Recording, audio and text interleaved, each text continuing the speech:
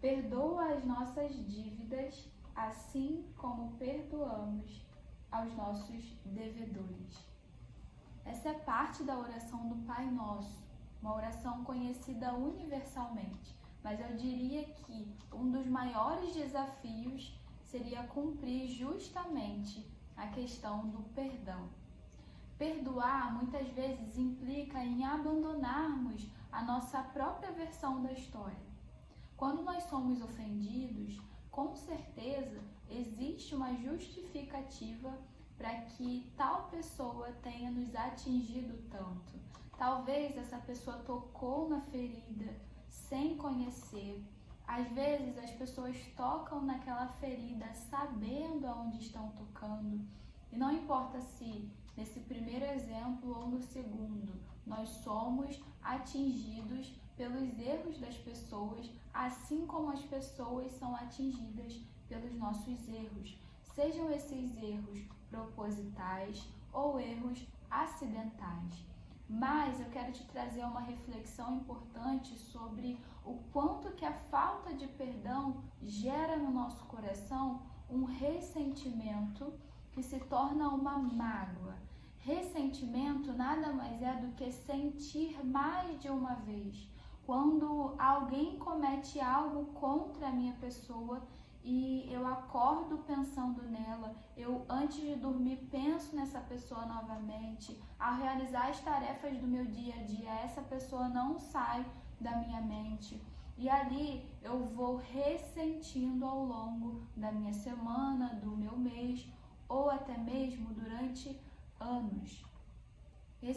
Essa falta de perdão, ela vai sendo manifestada no nosso dia a dia com diferentes momentos em que eu tenho a oportunidade de não trazer à memória o que essa pessoa me fez, mas eu simplesmente não consigo. Fica quase que insuportável viver constantemente pensando a respeito de tal pessoa. É como se fosse um pensamento até mesmo obsessor, sabe? Dia após dia eu me alimento daquela narrativa, daquela ocasião, daquele momento que me feriu. Algo que nós precisamos nos atentar é que depois que esse ressentimento se transforma em uma mágoa, ele também acaba se tornando uma fonte de idolatria.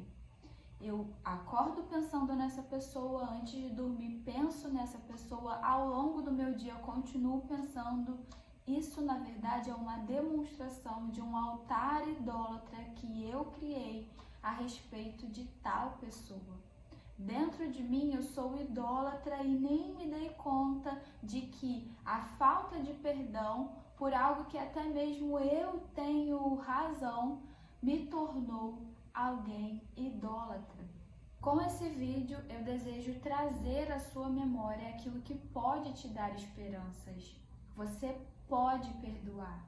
Existe dentro de você a possibilidade de liberar você mesmo dessa falta de perdão, dessa raiz de amargura, dessa angústia ou desse ressentimento que tem aprisionado os seus pensamentos. Lá em Gênesis, do início ao fim, eu só consigo ver o quanto que a misericórdia está presente.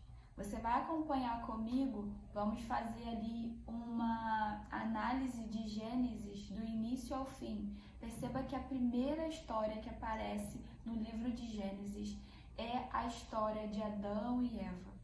Adão e Eva pecam, mas algo me chama a atenção. Deus, depois que eles pecam, providencia roupas de pele de animal para que eles pudessem cobrir a sua nudez, ou seja, aquilo que trazia a eles vergonha. Perceba que a ação de Deus em preparar para eles roupas de pele de animal que foram sacrificados aponta para o sacrifício que viria mais à frente no Novo Testamento do próprio Cristo, que viria para nos purificar, ou para cobrir a nossa vergonha. Outra história, ainda em Gênesis, Esaú e Jacó, que viviam um conflito desde a infância. A gente sabe que Jacó, ele roubou ali a bênção do seu irmão Esaú, e Esaú fica com tanta raiva que deseja matar o seu irmão, que precisa fugir. Jacó foge, se instala em uma nova terra, enquanto que Esaú segue com a sua vida do outro lado. O tempo passa, Jacó retorna para sua cidade natal, mas retorna com um ressentimento. Ele deve ter pensado assim: cara, como eu vou voltar para minha cidade natal, sendo que meu irmão ali está, e o meu irmão sabe do que eu fiz, ele sabe do meu passado. O que Jacó não contava era que Esaú iria o receber de braços abertos. Esaú abraça o seu irmão, rejeita os seus presentes, porque Jacó tentou até comprar o perdão do seu irmão com alguns presentes, com coisas materiais. E na verdade, Esaú já tinha no seu coração perdoado Jacó. Às vezes, falta da gente mesmo. Falta que a gente mesmo nos perdoemos. Quando eu me perdoo, tudo muda. Porque pode ser que a pessoa que eu ofendi já esteja vivendo a vida dela tranquilamente, mas é necessário que eu também me perdoe pelo que eu fiz.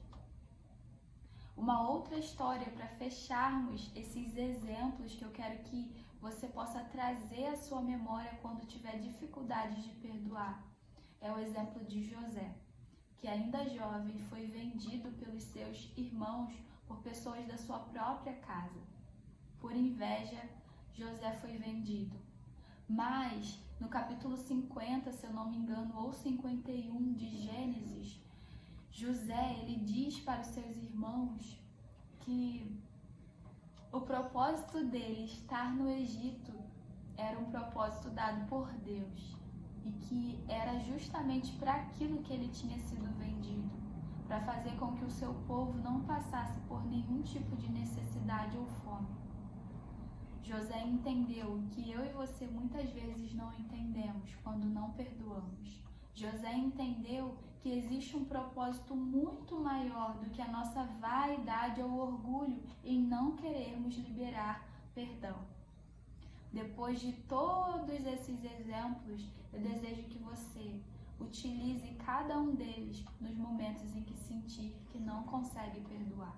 Nós conseguimos, porque o mesmo Deus que se reconciliou com Adão e Eva, o mesmo Deus que ajudou Abraão a ser maduro na fé e prestar auxílio ao seu sobrinho Ló, o mesmo Deus que esteve com Jacó no seu retorno e que esteve com Esaú para receber de braços abertos o seu irmão após uma ofensa, o mesmo Deus que fez com que José compreendesse que existe um propósito muito além do que os nossos sentimentos pessoais ou do que as nossas narrativas ou convicções pessoais, esse mesmo Deus está com você hoje e esse mesmo Deus vai te ajudar a liberar perdão.